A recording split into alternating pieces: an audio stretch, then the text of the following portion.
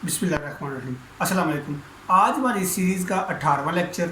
आज का लेक्चर बड़ा इंपॉर्टेंट है, ठीक है। आज का लेक्चर है machine learning changing the jobs.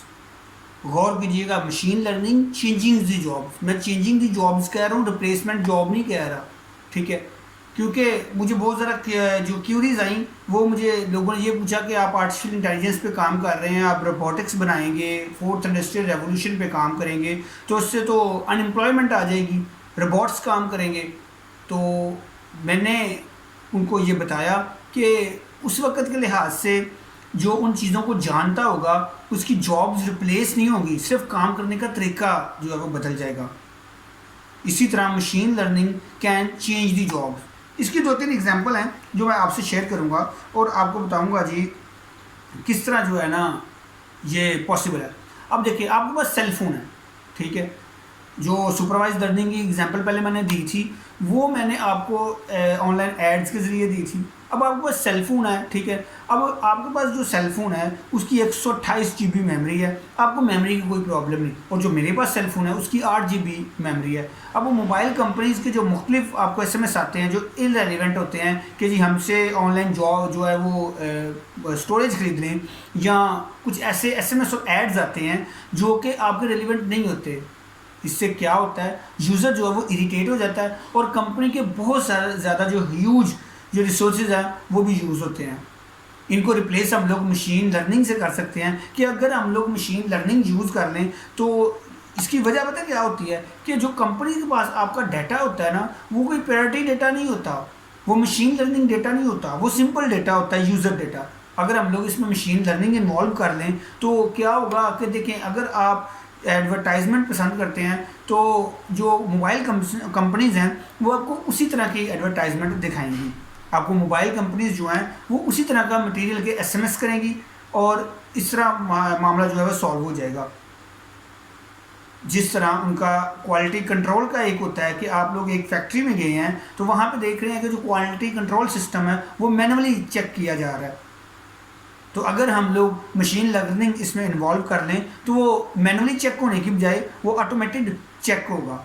फ़र्ज़ करें, इसकी एक बहुत छोटी सी और बहुत बारीक एग्जांपल दूंगा। मोबाइल फ़ोन बन रहे हैं या कोई इस तरह की चीज़ बन रही है, उसमें स्क्रू लगे हुए हैं।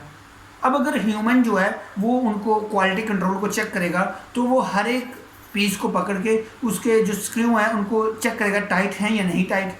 अगर किसी का एक आध नहीं टाइट भी तो उसे छोड़ देगा। इसमें प्रॉब्लम्स आ सकती हैं, लेकिन अगर मशीन लर्निंग के थ्रू मशीन्स इन चीज़ों को चेक करें तो उसका वो एयर प्रेशर भी चेक करेंगे, उसकी टाइटनेस भी चेक करेंगे और क्वालिटी कंट्रोल की जॉब जो है वो बहुत अच्छी हो जाएगी। ठीक हो गया। इसके ज़रिए क्या क्या हो सकता है, हम लोग ऑप्टिमाइजेशन कर सकते हैं, उसको बढ़ा सकते हैं। जो क्वालिटी कंट्रोल है उसमें टाइम कम लगेगा अगर हम मशीन लर्निंग के ज़रिए इस चीज़ टास्क को परफॉर्म करें। बेसिकली मशीन लर्निंग हमारा टाइम बचाती है और हमारे रिसोर्सेज बचाती है जो हम लोग फिजूल ज़ाया करते हैं। आपने नोट किया होगा कि पहले जो है, फ़र्ज़ करें आपके पास आपने एक जॉब जो है वो पोस्ट की और आपके पास 1000 CVs आ गई, लेकिन बंदा तो आपको एक चाहिए। अब वो 1000 बंदों को मैनेज करना, वो मोर टाइम जो है ना वो आपका कंज्यूम होगा। तो क्यों ना जो है हम लोग मशीन लर्निंग के ज़रिए क्लासिफिकेशन कर लिया करें, क्योंकि मशीन लर्निंग जो एग्जांपल्स हैं और मशीन लर्निंग क्लासिफिकेशन भी कर लेती हैं। अब मुझे जो एक बंदा चाहिए वो C# का डेवलपर चाहिए या AI डेवलपर चाहिए, मैं वो जॉब जो पोस्ट करता हूँ तो मेरे पास 1000 CVs आ जाती हैं। अब बजाय कि मैं 1000 CVs को टैकल करूँ, मैं क्या करूँगा, मैं उनमें लिमिटेशंस लगा दूँगा कि जिस CVs में मशीन लर्निंग के लिए, जिस CVs में प्रोग्रामिंग और डेवलपमेंट के एक्सपीरियंस हैं या एजुकेशन है, वो वाली CVs मेरे पास रहें, बाकी सॉर्ट आउट हो जाएं और वो निकल जाएं। इसमें मेरा फ़र्ज़ करें 7 से 8 CVs रह जाती हैं तो मेरा बहुत ज़्यादा टाइम जो है वो बच जाएगा। इसकी एक ज़िंदा एग्जांपल मिसाल जो है वो हालिया ये है कि जब हम लोग PIAIC का एग्जांपल देने के लिए उसका टेस्ट देने के लिए सियालकोट गए तो वहाँ पर जो हमें पेपर दिया गया वो भी मशीन लर्निंग पेपर था, क्योंकि बहुत ज़्यादा स्टूडेंट होने की वजह से वो हैंडमेड चेक नहीं था हो सकता। हम लोगों ने वो टेस्ट परफॉर्म किया और उन लोगों को दे दिया। उन्होंने वो जो पेपर बनाया हुआ था वो मशीन लर्निंग में बनाया हुआ था। वो इसी तरह पंच कार्ड की तरह हमारा पेपर उठाते थे, मशीन लर्निंग में डालते थे, वो कैमरा से हमारा पेपर चेक होता था और नीचे हमारे नंबर लिखे जाते थे। तो मशीन लर्निंग जो है बेसिकली उसकी जॉब ने इंसान की जो वर्किंग कंडीशन है वो कम कर दी, यानी कि जॉब को रिप्लेस नहीं किया, इजी कर दिया। ठीक है, जॉब नेचर को चेंज कर दिया।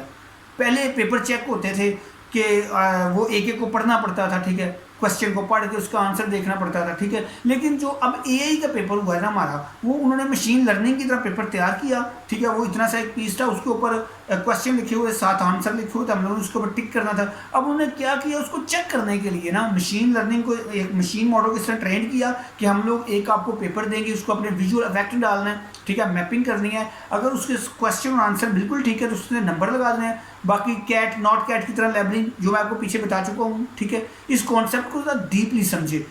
लेबलिंग नॉट लेबलिंग, जैसे वो जब एक दफ़ा वो हमारा पेपर कैमरा के आगे करते थे, कैमरा उसके ऊपर पंच करता था, ठीक है, इमेज प्रोसेसिंग चलती थी, मैपिंग होती थी, सारे प्रोसेस जो है उसमें होते। मैपिंग होने के बाद मशीन लर्निंग ट्रेंड हुआ था वो मॉडल, वो मैपिंग करके फौरन 1 सेकंड में हमारा रिजल्ट वहाँ पे डाल देता था। अब क्या होता था कि हम लोग जो लाखों की तादाद में जो स्टूडेंट थे, वो हम लोगों ने, हमारे जो पेपर्स हैं वो मिनटों में चेक हो गए। इसलिए मशीन लर्निंग जो है वो जॉब्स को रिप्लेस नहीं करती, जॉब नेचर को चेंज कर देती है। ठीक है, आज के लिए इतना ही। इंशाल्लाह नेक्स्ट लेक्चर में आपसे मुलाकात होगी, तब तक के लिए इजाज़त दीजिए। अस्सलाम वालेकुम।